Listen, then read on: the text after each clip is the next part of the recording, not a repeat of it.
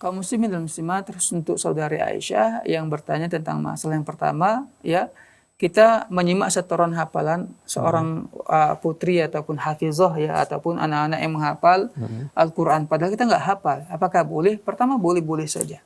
Ya, mereka membacakannya, menyimak, kita membantu mereka. Ini namanya ta'awanu al-birri wa taqwa. Wa ta'awanu al-birri wa taqwa, kata Allah, tolong menolonglah kalian pada perbuatan baik dan perbuatan takwa. Ini perbuatan sangat baik. Silahkan kita simak. Tentunya kita menggunakan mushaf Al-Quran.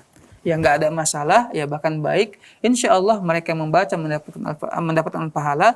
Kita juga yang menyimak, ya, dan melihat Al-Quran juga mendapatkan pahala. Meskipun kita belum menghafal ayat tersebut, surat tersebut. Dan semoga ini memberi motivasi kepada kita.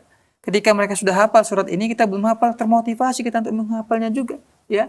Sehingga kita sama-sama menghafal. Insya Allah bertambahlah hafalan kita karena termotivasi mendengar bacaan-bacaan mereka, hafalan-hafalan mereka. Insya Allah. Wallahu ta'ala alam.